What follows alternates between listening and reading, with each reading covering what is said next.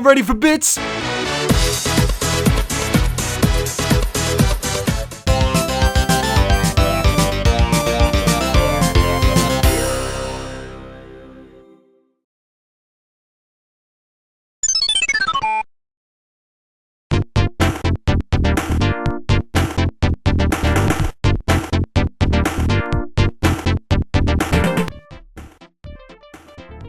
So, Buckball season. An episode which reveals how talented Pinky and Fluttershy are at sports, but when Rainbow and AJ try to get them to compete for their town, things start falling apart really quickly. Was the crew on top of their game when they were writing this one? Let's find out.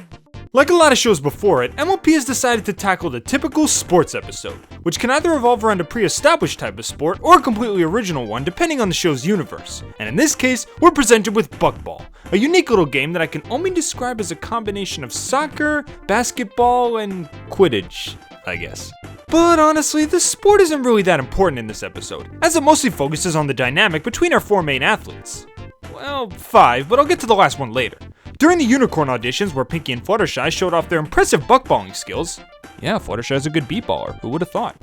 I honestly thought this episode was going to go down a really generic route. We hear AJ and Rainbow say how surprised they are at the talents of their friends, and I thought they would spend most of the episode just being jealous of them. It wouldn't really be out of character for either of these two, since AJ practiced really hard beforehand while her friends picked it up pretty much instantly, and of course we all know old Rainbow is all about winning, and gets really upset when she's not the best at something. But no, what we actually get is the complete opposite. Rainbow and AJ are actually really proud of Pinky and Flutters, to the point where they think that they should be the ones to play for the Ponyville team. Well, there's a turn of events I wasn't expecting. But eventually their competitive spirits start to take hold when they begin pushing Pinky and Fluttershy too hard, to the point where it's not even fun to play the game anymore. That's when we're given the moral that when you're playing a game with others, or doing anything for that matter, you should simply let them do their own thing, instead of sucking all the fun out by focusing only on what matters to you. A decent lesson for a sporting episode, but what really sells it is the way Pinky and Flutters finally spill the beans. There's no way that we can get in the zone because the zone sounds like a horrible place since we are terrible at Buckball and we are going to lose and let everybody down and we don't want to play anymore! It's always nice to see little role reversals like this, especially if it allows animators to go nuts with characters' faces. Also, while the episode doesn't focus too heavily on the sport of Buckball and mostly just uses it as a framing device for the episode's conflict, I've gotta admit it's a pretty inventive idea. A teamwork-heavy, all-inclusive game where all three types of ponies play a very significant role? It's like if Equestria was morphed into a sport.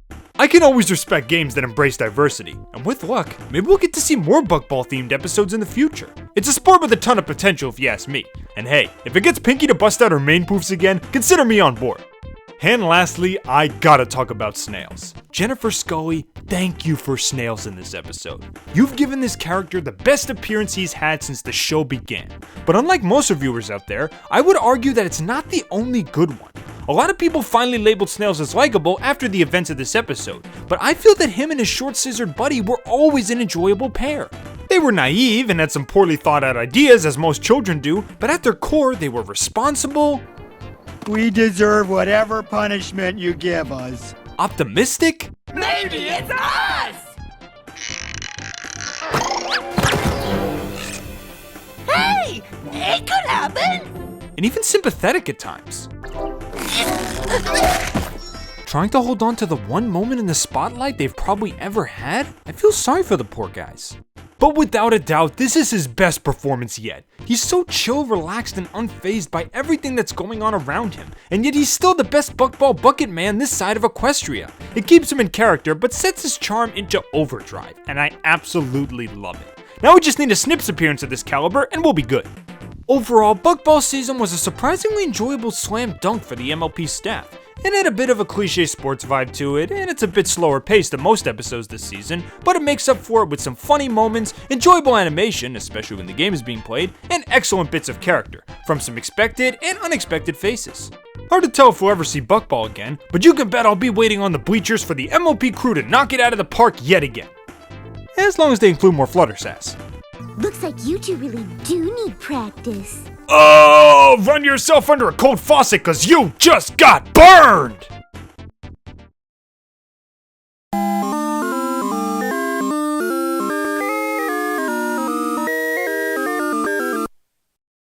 Well, I hope y'all enjoyed my quick little playthrough of this episode, and feel free to tell me what you thought of this episode in the comments below. Do you think this episode managed to hold its own despite the generic premise? What would become of Buckball later down the road? Well, I don't know about episodes, but am I the only one that thinks we'll be seeing real Buckball games at Brony conventions? Hey, there are actual Quidditch teams on some college campuses, so I'm not ruling it out entirely. Thanks for playing along with me. I'm Finn the Pony, and I'll see you all next time on Finbits.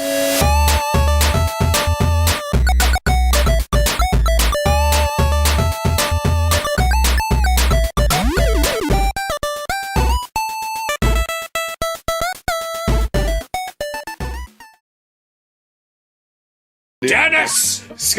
You in there playing with my butt ball? So help me God! So help me God, I'll slap you in the face so hard! You're getting 7 across the ass!